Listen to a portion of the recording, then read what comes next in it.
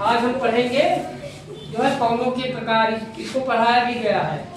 तो पवनों के प्रकार में पवन दो प्रकार की होती है, एक स्थायी या नियमित पवन, दूसरी या नियमित पवन। तो स्थायी जो नियमित पवन है ये भी तीन प्रकार के होते हैं। कितने प्रकार के? तीन। एक होती है व्यापारिक पवन, पछुआ पवन और ध्रुवीय पवन।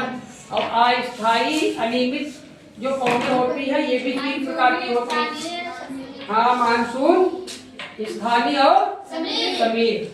अच्छा, मानसूनी भी दो प्रकार की है, ग्रीष्मकालीन और शीतकालीन। स्थानीय चिनूक, सिराको, भूस, लो, ये स्थानीय पवनें हैं। जैसे लू जिसको तुम बोलते हो, मई जून में लू चलती है, कहीं लू चल रही बाहर न निकलो, तो ये लू तुम्हारी स्थानीय पवन है। तो अलग अलग देशों में या अलग अलग जगहों पे इनके अलग अलग नाम हैं। समीर जो है इसके भी दो भाग है, स्थल और जल। तो स्थायी जो पवने हैं, स्थायी जो हवा है उसमें हम पढ़ेंगे व्यापारिक हवा। कौन सी हवा पढ़ेंगे? तो व्यापारिक पवने पढ़ेंगे। क्या पढ़ेंगे? व्यापारिक पवन। तो इसका नाम क्यों पड़ा है व्यापारिक पवन, पहले ये समझ लें। पुराने समय में क्या होता था? पुराने समय में जहाज से समुद्री व्यापार होता था। पुराने समय में जहाज से समुद्री व्यापार होता था, यानी समुद्र के द्वारा व्यापार होता था। और एशिया के व्यापारी जो थे, एशिया के व्यापारी लोग, तो इन हवाओं की जो है दिशा का, ये जो हवाएं हैं व्यापारिक पवन, इनकी दिशा का उपयोग करके समुद्र में आसानी से यात्रा करते थे। क्या करते थे? यात्रा करते थे। तो इसीलिए इनका नाम पड़ा व्यापारिक पवने या फिर पवन। समझ में आई बात? पुराने लोग जो व्यापारी लोग थे, जब समुद्र में वो व्यापार करते थे तो इन हवाओं से उनको दिशा का ज्ञान होता था और उससे उनको समुद्री व्यापार करने में आसानी रहती थी, यात्रा करने में। तो ये तो हुई व्यापारिक पवने। नाम कैसा पड़ा? एक नाम और है पसार पवने इनका। अब अगर हम बात करें तो जो व्यापारिक पवने हैं, वो व्यापारिक जो पवने हैं पूरे वर्ष एक ही निश्चित दिशा में बहती है। पूरे साल भर एक निश्चित दिशा में ये हवाएं चलती रहती हैं, इनकी दिशा नहीं बदलती। और कोश उच्च वायु दाब से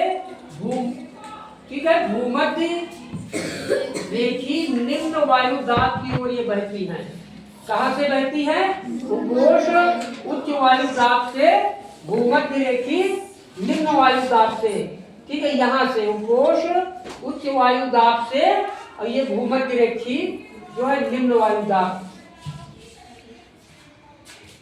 की ओर ये बहती हैं। और व्यापारिक जो पवने हैं तो एक फेरल का नियम, ठीक है, फेरल के नियम के अनुसार, अब फेरल का जो नियम है इन्होंने व्यापारिक पवने जो है उसमें अपना नियम बताया है। क्या बताया है? फेरल ने बताया है, फेरल का जो नियम है उसके अनुसार उत्तरी गोलार्ध में इनकी जो दिशा होती है उत्तर पूर्व से दक्षिण पश्चिम, और दक्षिणी गोलार्ध में इनकी दिशा क्या होती है? दक्षिण पूर्व से उत्तर पश्चिम। अब ये देखिए, ये भूमध्य रेखा है, तो ये जो व्यापारिक पवने हैं ये 0 अक्षांश से 30 अक्षांश के मध्य बहती हैं, चलती हैं। तो ये आपका है उत्तरी गोलार्ध और ये दक्षिणी गोलार्ध। तो दोनों गोलार्धों में ये पवने बहती हैं। तो यहाँ से देखिए, उत्तरी गोलार्ध में जो इनकी दिशा होती है उत्तर, क्या होती? उत्तर पूर्व से दक्षिण पश्चिम। और जो दक्षिणी गोलार्ध में है तो दक्षिणी गोलार्ध में इनकी क्या दिशा होती है? दक्षिण पूर्व से उत्तर पश्चिम। अब ये बनती कैसी है? व्यापारिक जो पवने हैं कैसे बनती हैं? ये जो भूमध्य रेखा है 0 अक्षांश वाली, भूमध्य रेखा पर गर्म हवा ऊपर उठती है। इसको हम जब ये भूमध्य रेखा पर गर्म हवा जब ऊपर उठती है तो क्या बनता है? निम्न दाब बनता है। क्या बनता है? निम्न दाब बनता है। अब जब 30 अक्षांश पर, ठीक है, 30 अक्षांश पर जब ठंडी हवा नीचे बैठती है तो क्या बनता है? क्या बनता है? उच्च दाब बनता है। 30 अक्षांश पर जब ठंडी हवा नीचे बैठती है तो क्या बनता है? उच्च दाब बनता है।